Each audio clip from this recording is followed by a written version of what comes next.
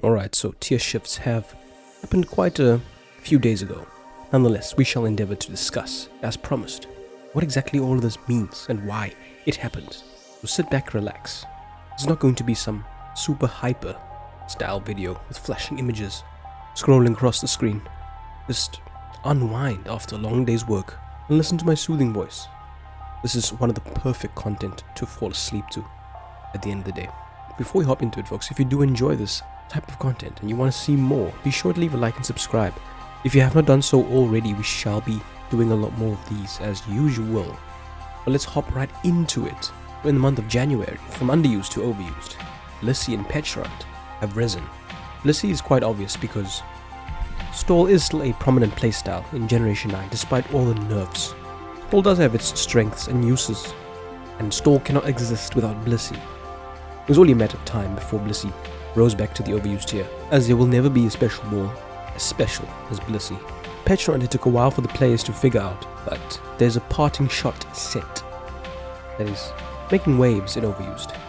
Petrant has got enormous physical bulk, base 160, and at max speed it is a spin blocker that is faster than the Great Tusk, and can poison it and threaten it with the Malignant Chain. And even if you do not tend to run the maximum speed, just max defense and the mad annoyance of the Malignant Chain and its 50% toxic proc chance is more than enough to make the Great Tusk think twice about trying to throw off a headlong rush against your Pokemon. And versus any setup Great Tusk, we just parting shot out into the relevant counter and threat. Another top class Pokemon that Petrant checks, as we can look at the usage stats for overused for December.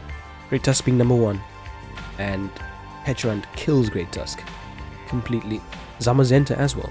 If it wasn't for the Dauntless Shield and Iron Defense Body Press shenanigans, Zamazenta would be just a typical physical attacker, but with the necessity to run Crunch to take on the Ghosts, and it not having a reliable physical attacking boosting option, Petrant can sit on Zamazenta all day, every day. So Petrant has a very good matchup against some of the top class Pokemon in overused. From never used all the way up to the overused tier, Araquinid, finding itself to be the premier Sticky Web setter.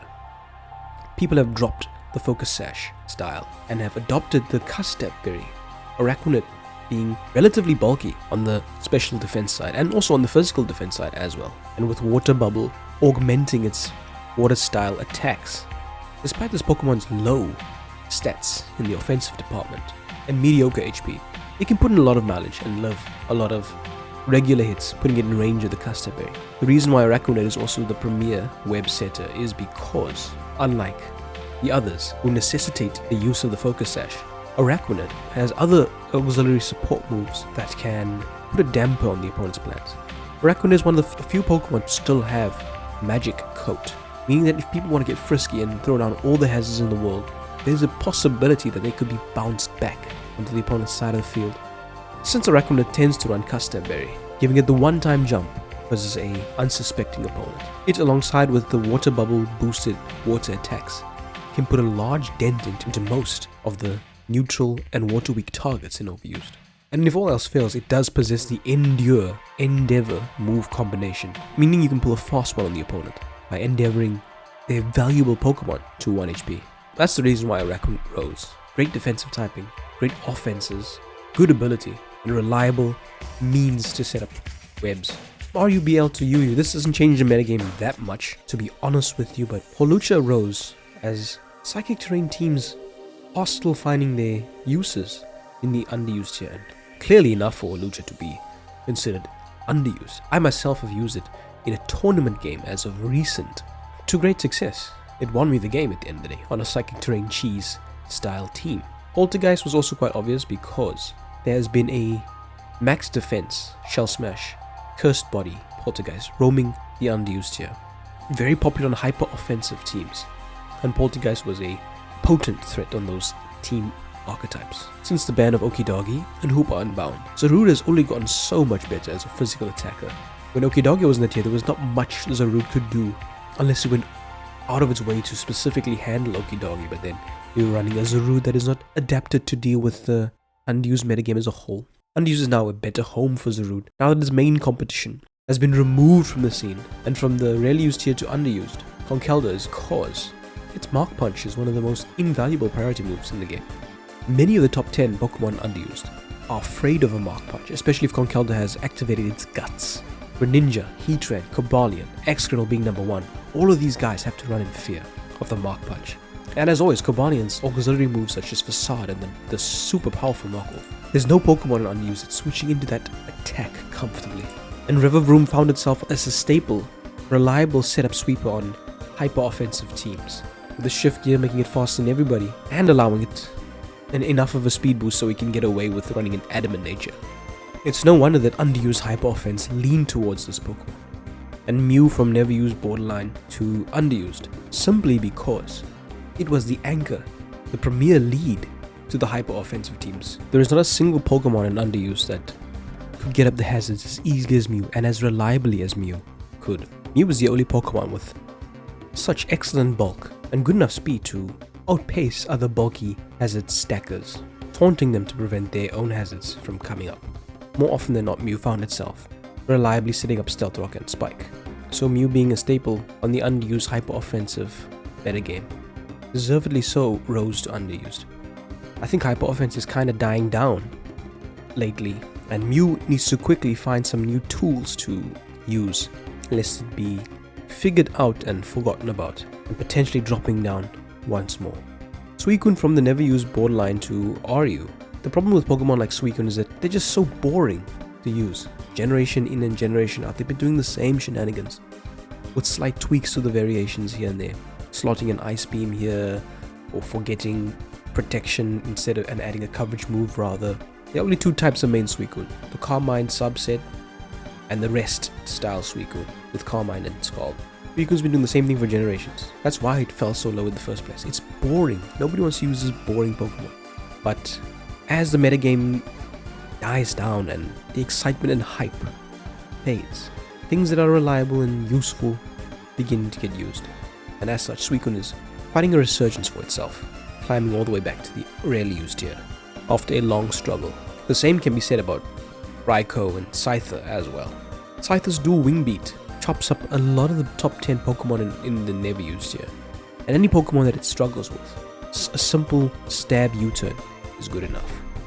From PU to NU, this doesn't really make much of a difference to the never used tier, as the never used tier is already equipped to deal with Pokemon like Decidueye, but it's nice to have another spin blocker that resists ground. It will however face a lot of competition from the Brambleghast. One thing that separates Decidueye from the Brambleghast is that it can be special as well, and has the option to set up as well if you want to go offensive. Gastrodon is an anomaly of Pokemon. It's got the niche to be good enough to be used and overused. Always finds itself in such a lower tier placement. I'm not sure why. And Meloetta. Meloetta is such a pathetic Pokemon that it doesn't warrant me speaking much about it. It's got good special attacking stats. However, its typing is not a very good offensive typing, and the coverage moves that it does possess does not help it versus the types that want to come in and resist its attacks. If you are crazy, you should run Thunder on your Meloetta to paralyze the people with your Serene Grace, but there's not many moves that it possesses that can take advantage of its ability, so it's way too easy to wall, and the coverage moves that it would love to wield is not that reliable, in my opinion. And the final change we shall talk about from the Rises section is Tornadus Incarnate has risen from the ban list of the untiered tier to the never used tier. This is a very interesting shift, as Brambleghast is also in the never used tier. Maybe people can find some use cases for the Prankster Tailwind and Wind Rider combination all the way down and never used. Maybe I can find that. New video idea coming soon. But enough about the Rises. Although there were not that many drops, some of them were quite significant. From overused to unused, what I'm excited to use is Deoxys-Speed. Deoxys-Speed has been in the unused tier before, but that was in a metagame where other broken tools had dropped as well. The overused tier is officially tired of Deoxys-Speed and have squeezed out every inch of potential that they could use this Pokemon for. As such, I do not believe it will be rising to the overused tier ever again. However, in underused it might be a different case this time around.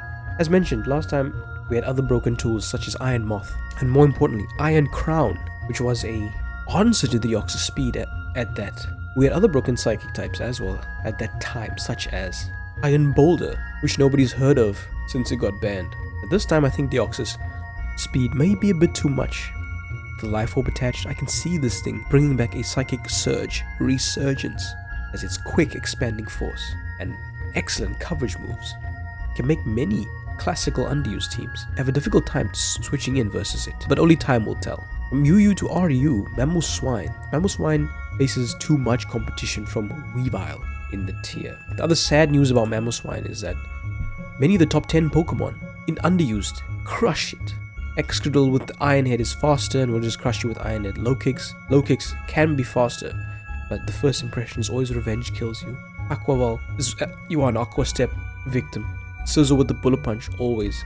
Latios, even though Ice Shard doesn't always 1-hit KO, Draco Meteor will just destroy you. Greninja with the Water Stab.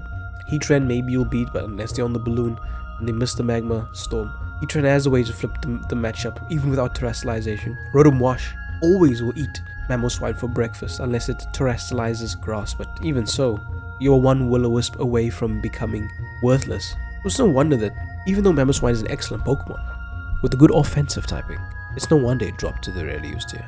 In the rarely used tier, however, I think it will be an excellent Pokemon. Look at the rarely used top 10, many of them do not appreciate the Mamoswine's stab combination. Ground Ice is very unique and very strong, a difficult thing to switch into comfortably because the usual reliable ice resist is Steel, and Steel loses to ground, and Stab Earthquake is a move that not many Pokemon want to switch into. The ones that want to switch into a Stab Earthquake are usually the flying types and the grass types, both of which are weak to ice. That's why Mamoswine's type combination is so legendary. But we'll have to wait and see. I think Mamoswine will be an excellent Pokemon in the rarely used here, not broken at all. We have Intimidate Sound Elements, you can shuffle Intimidates, Choice Scarf Cleavo, Choice Scarf Jirachi.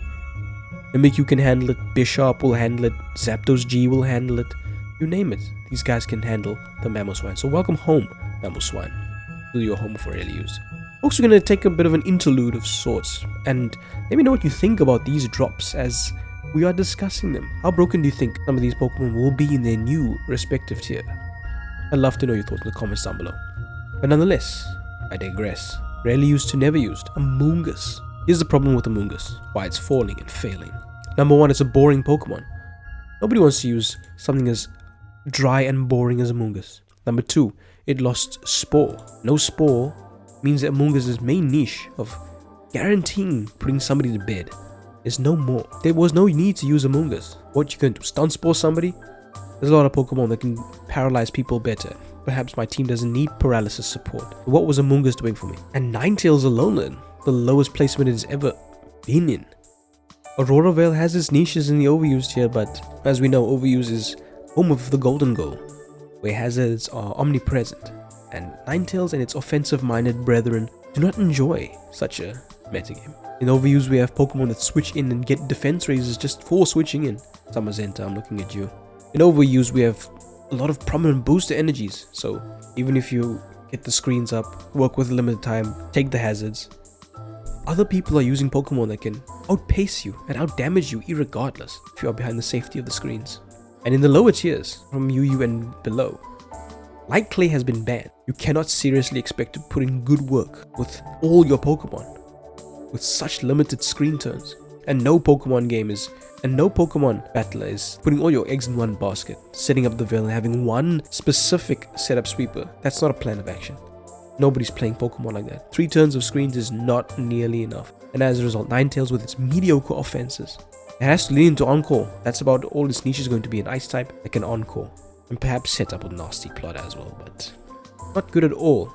The never used tier does possess Steel types that can deal with it.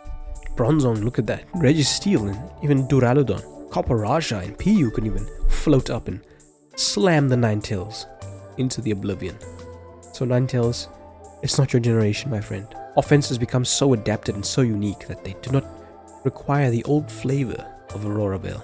And Torkoal, Sun is dying. Weather is dying in overuse, if it has been made known. I believe Heat Rock is limited in the lower tiers, that's why Torkoal doesn't find such use, and when Sun dies in overused, Torkoal falls tremendously quite far. And Ninetales is arguably a better Sun setter than Torkoal, but that's a video for another day.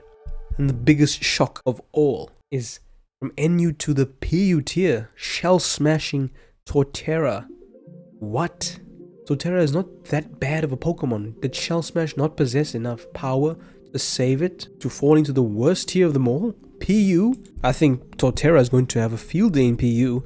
Not many Pokemon enjoy switching into the Earthquake and potentially a Rock move coverage. And a Grass move coverage as well. Shell Smash, 3 attacks. What's not to love? There's not much that will take it. Maybe Wo-Chien can find some success in taking it out with Foul Play in return. But I do think it will be quite a lot to deal with in this tier. But folks, I'm going to give you the main reason why Torterra and Shell Smash, despite such a cool and broken sounding combination, why it's not working out.